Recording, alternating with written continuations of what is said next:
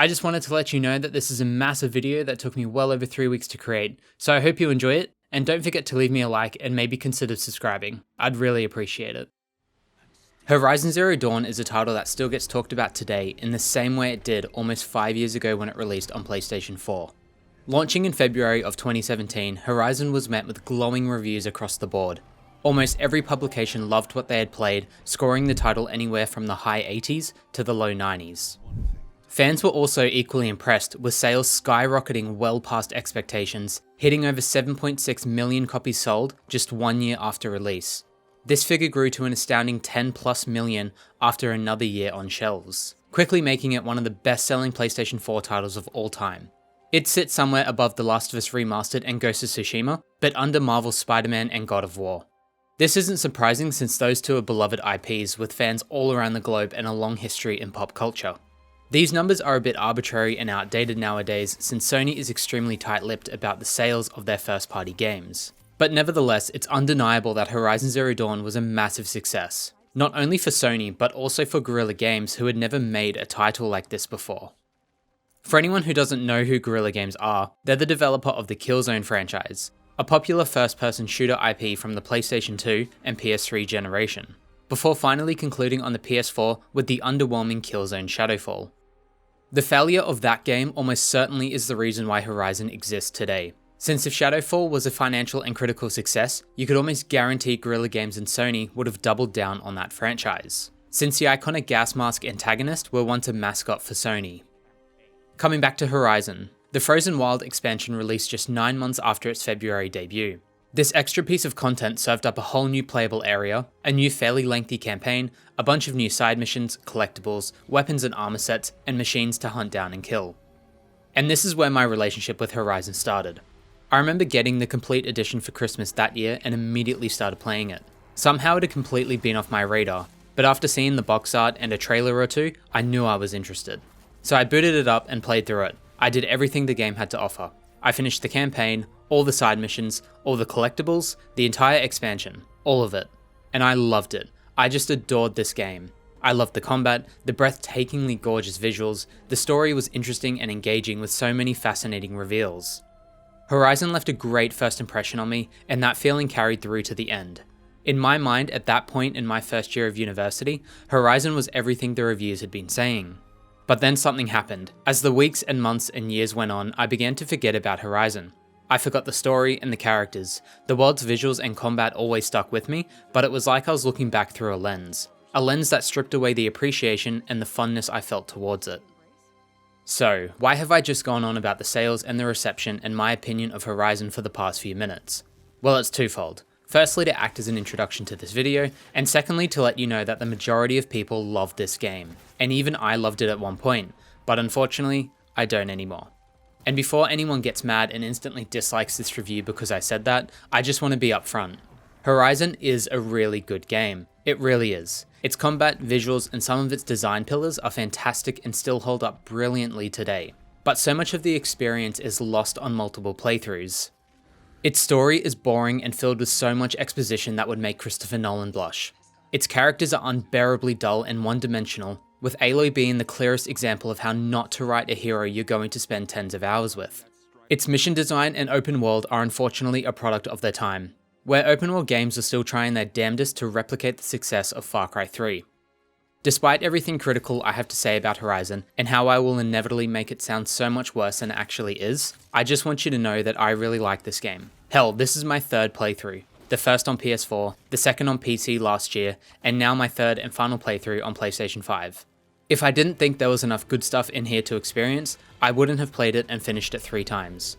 Horizon Zero Dawn is a really good game, but I never want to play it again. And certainly not after how good that sequel looks.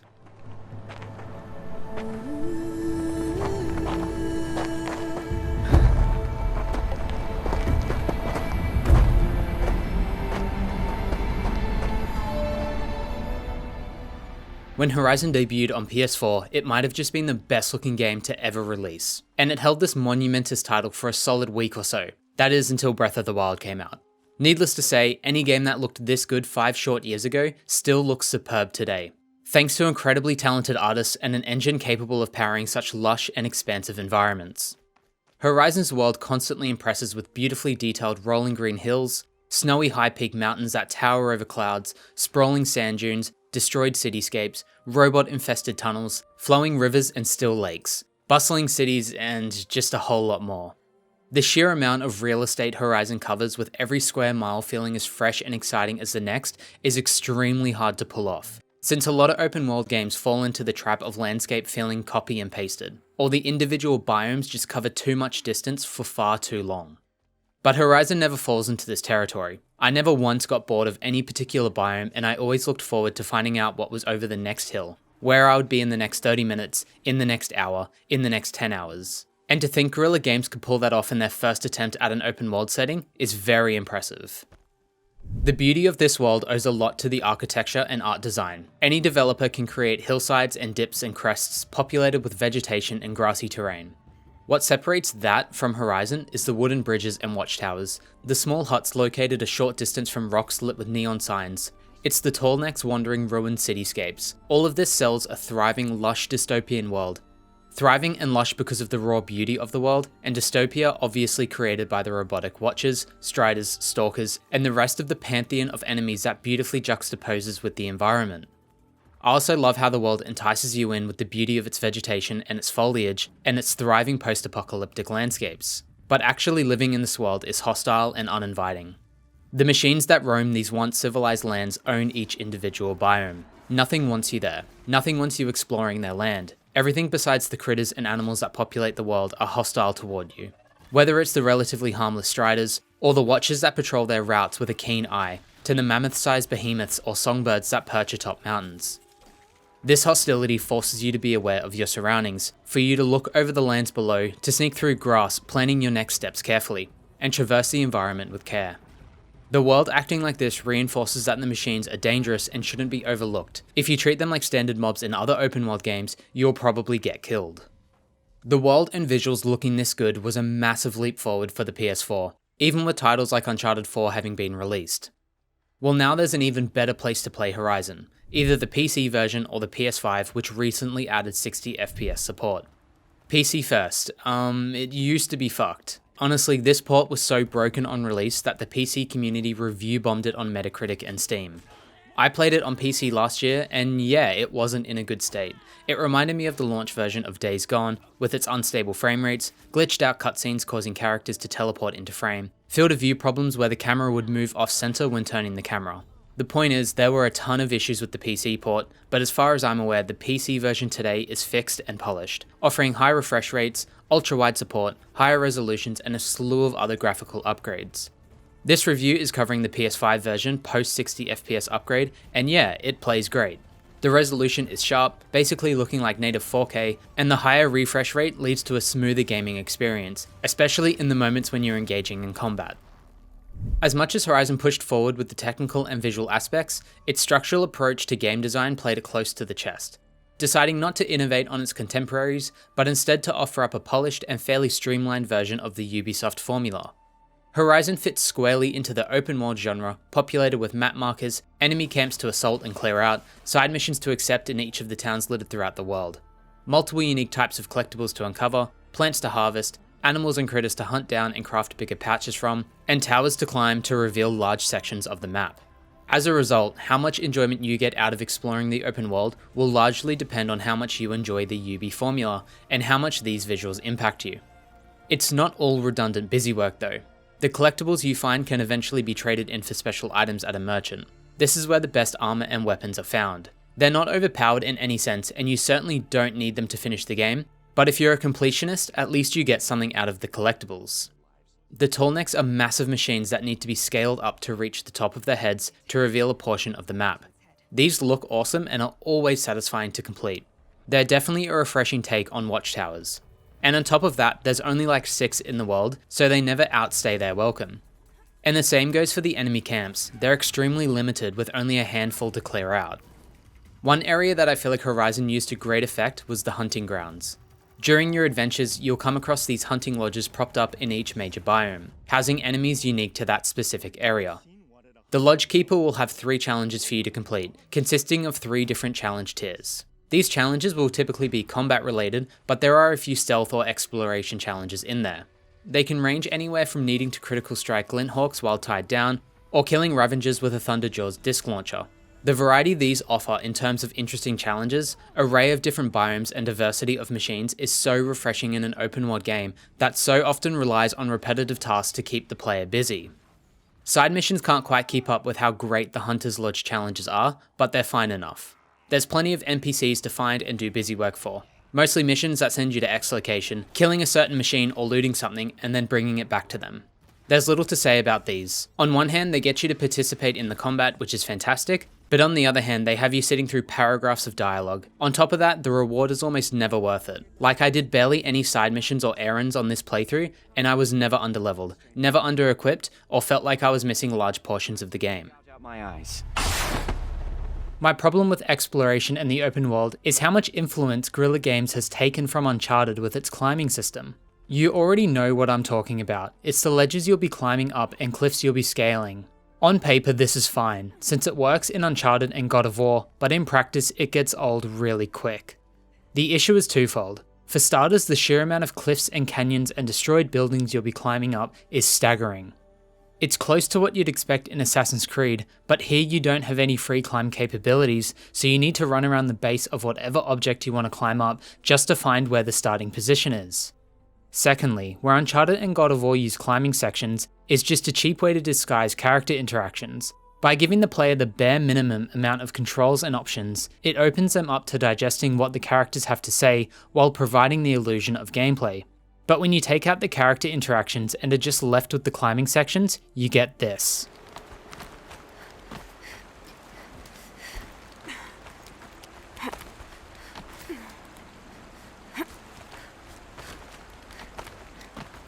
Needless to say, I was sick of this climbing system about 5 hours into my playthrough, and it took me over 20 hours to see the credits roll. Overall, the visuals are still superb, even in 2021. The world has a lot of interesting ideas in its architecture, with its juxtaposition of lush vegetation and apocalyptic city ruins. The way you move through the world may be disappointing, but the machines and combat you interact with is phenomenal.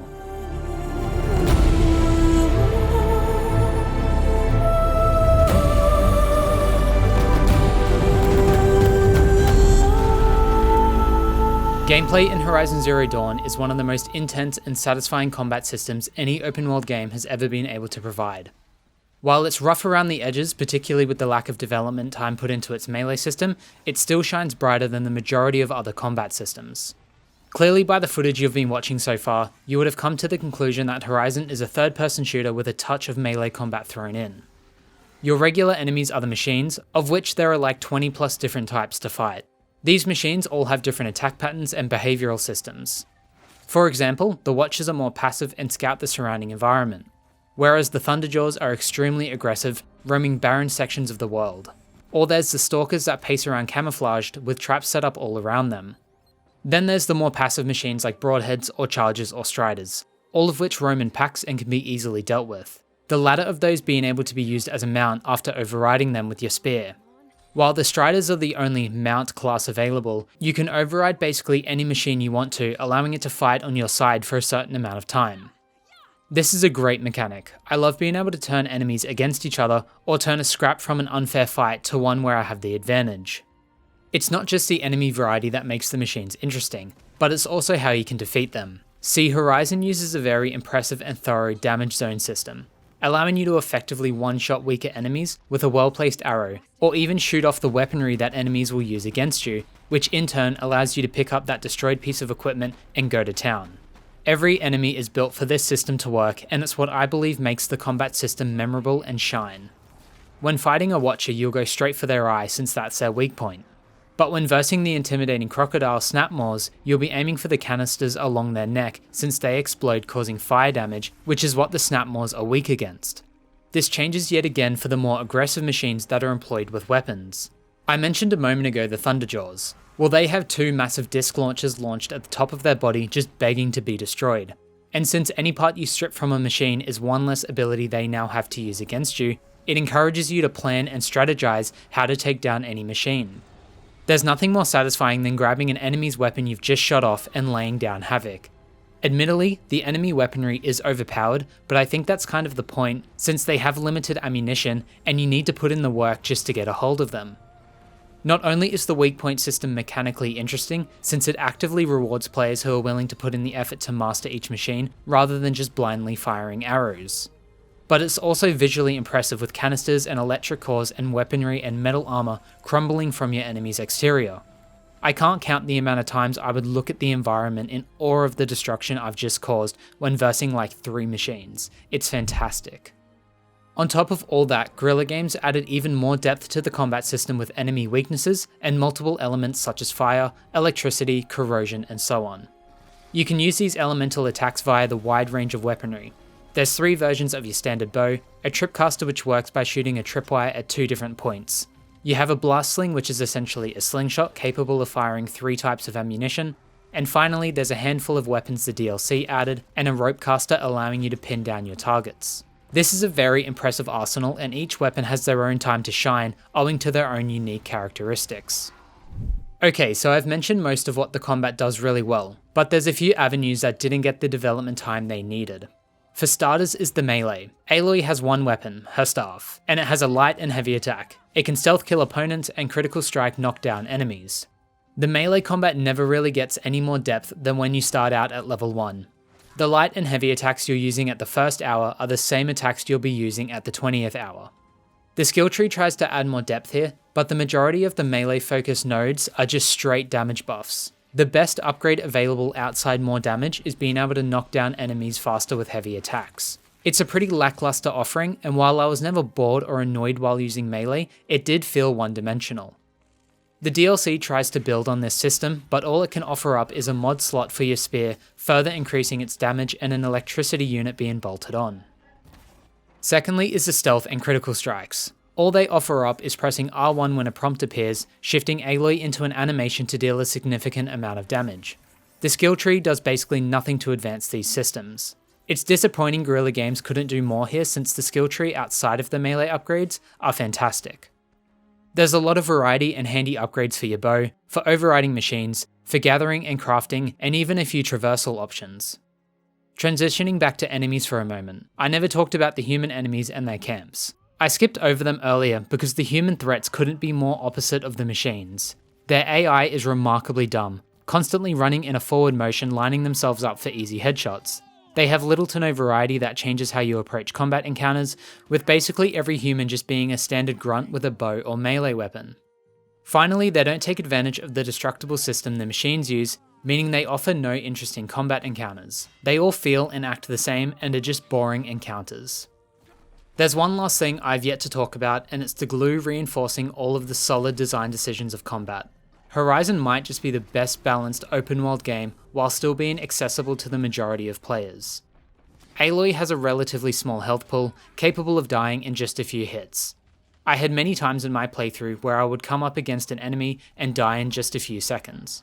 Respawning, I would be more careful and pay attention to the enemy's strengths and weaknesses, and I would do fine. But I still needed to spend a respectable amount of time to take down the machine I was opposing. And this back and forth between getting wrecked and overcoming challenges lasts for the entire campaign, since the world scales with Aloy, leading to combat encounters always being a challenge, since you can't just go away, level up and come back overpowered.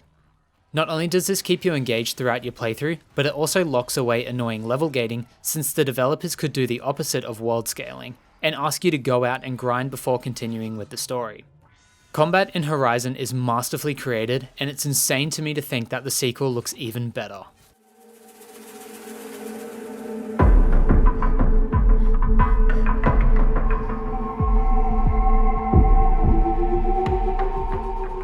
As far as bugs and general optimization are concerned, Horizon isn't too bad. But it's clear to me that much of the technical issues here are in response to the limitations of the PS4. That's not necessarily a bad thing, of course, since there's got to be some sort of curbing of expectations, especially when looking at older gen titles. Okay, so just like last time, it's time for the glitch montage. During my playthrough, I experienced a smooth 60 frames per second on the PS5 99% of the time. Whenever I was moving through the world, I could see far off objects popping in. This is fine since most open world games have this, but the real problem was with the close range level of detail. When riding or running around, you can visibly see a cone a few meters around Aloy, which is loading more detailed ground textures and vegetation, and it's extremely distracting. Climbing over a moving object tends to wig out Aloy's pathfinding, causing her to leap to and from impossible angles. While rappelling down into a cave, I saw a loading screen for a brief moment. Obviously here I was moving through the world quicker than the game could load the environment. Whenever I swam in water, I would constantly get stuck on some sort of debris, and a handful of times I needed to restart to get free. Horizon uses a real-time day-night cycle, but it uses some of the most aggressive baked-in lighting I've ever seen, causing environments to abruptly change their lighting and effects. This was definitely the worst example I had. NPCs don't match the speed you move during escort quests, so if you get to the final position too early, you can see characters standing lifeless, and then jumping into position when the cutscene begins. This is less of a glitch and just open world jank. Sometimes the camera in cutscenes won't position properly, causing the NPC to be blocked by Aloy's armor. Silence focus was blindingly white in this cutscene. As you can see, the whites are clearly peaking. 30 seconds later, I saw a random piece of debris floating in midair. A lot of textures in the world will flicker and switch topography. When I entered the City of the Sun for the first time, the Outlander's voice suddenly jumped from too quiet to too loud, and then a couple NPCs in the background popped into frame. Hide in his palace! Year after year, why does he spare those who enslaved and... This was definitely one of the most janked cutscenes I had. And finally is the overall jank and glitched out cutscenes the entire game is plagued with. You can pick any cutscene and any interaction with an NPC, and there's almost certainly going to be problems with it. Like this one where Aloy's pose switches for a keyframe, or here with an arrow floating above a character's head, or Aloy not having any lip sync in this shot. I'll find an angle. If you scrub through these cutscenes frame by frame, you can really start to see the issues. And like I said, there are issues in the vast majority of cutscenes. While you can't really tell what the problem is in real time while you're watching them, you can feel that something went wrong. A lot of this stuff is general jank in an open world game, and it really shows the ambition Guerrilla Games had when making this title. And they clearly didn't have the team size to spend the required time to polish everything to a brilliant shine.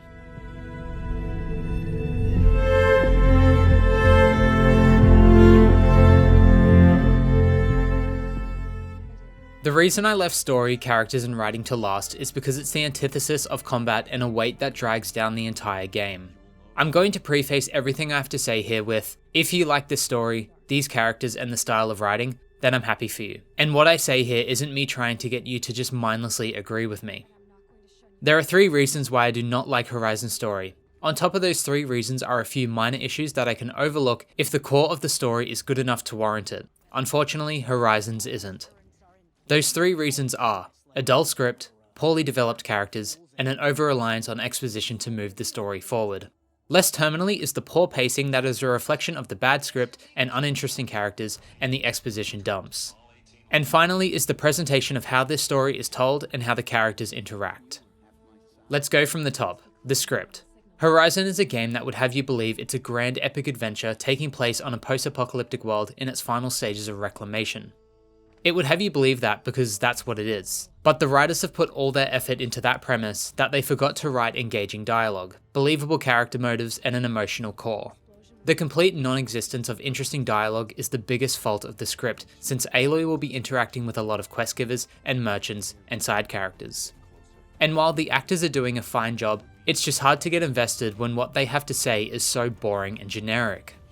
This is doubly bad when every conversation seems to go on for 2 or more sentences than it needs to. Dialogue in any medium should do one of 2 things, either learn about the characters talking to each other or learn about what's going on. The former is far more interesting because it can be written a lot more naturally, and learning about your core characters should always be interesting. The latter is more risky since it can lead to an onslaught of exposition, since informational dialogue tends to be written in a really forward manner.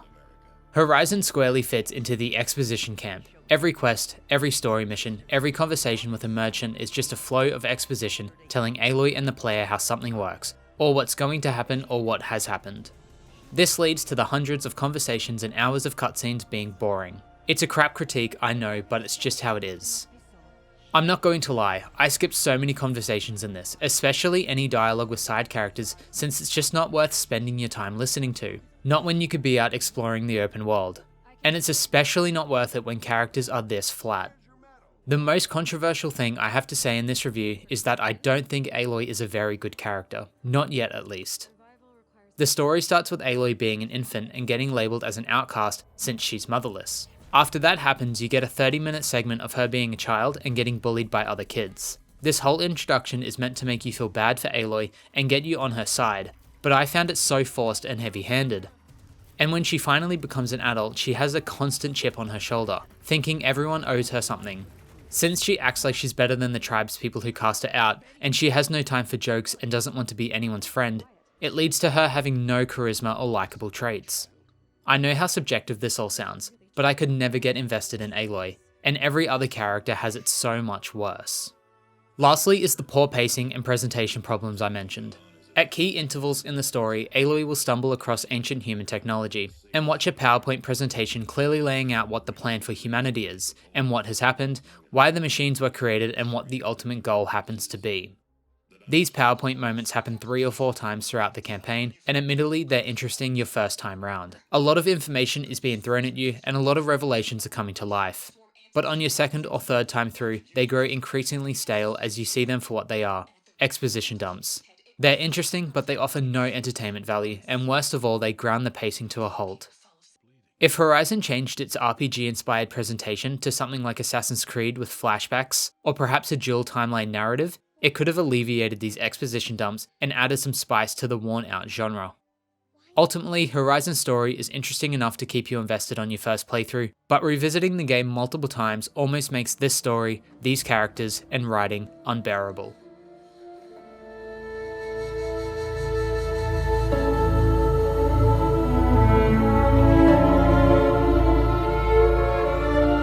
Thank goodness we got past the story paragraph. That was probably the hardest bit of writing I've had to do because of how universally received Horizon has been. As much as I dislike everything I just spoke about, I can't deny how much fun this game is to play. The combat is amazing, offering so much player freedom with how you can deal with the multitude of enemies. The different types of weapons are all unique and useful in different situations, making them take on a personality of their own. While the skill tree does a lot to advance combat and exploration, it can't save the melee and stealth from feeling one-dimensional. The visuals to this day still hold up and are on par with many alike open world titles. Horizon's art design and motif is truly unique and helps to lift what is a pretty generic movement system in an open world. There's a lot of great design pillars here that even if they're not fully realized, they offer a glimpse of what could be in the sequel. And that's where I end up with Horizon. It's a really good game that shows how solid of a foundation has been built. I am positive Forbidden West will fix every mistake in Zero Dawn. I am positive it will improve upon combat and the flexibility given to the player, and it will undoubtedly add a slew of features we didn't even know we wanted. Horizon is a really good game, but I don't think it's great. It's a solid effort and deserves a big round of applause because of the amount of stuff Guerrilla Games got right on their first attempt.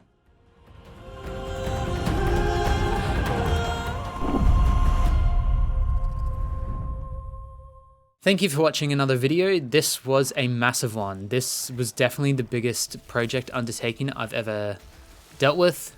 This is like the longest script I've ever written. It's well over 5,000 words, and juggling writing that script and recording the script and editing the video with a full-time job is just exhausting. I hope the end product was worth it.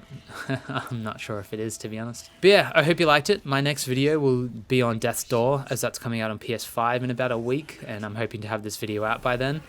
After that, December's pretty quiet. I'm not sure what's coming out there. There's not really anything until January and February, which are just going to be stacked with Dying Light 2 and Elden Ring and Horizon Forbidden West as well, obviously. So yeah, I hope you liked the video. Like and subscribe, comment below, let me know what you think of Horizon. I hope this end bit wasn't too rambly, and yeah, I hope you don't hate me for not loving Horizon like everyone else does. Alright, I'll see you in the next video, guys. Thank you.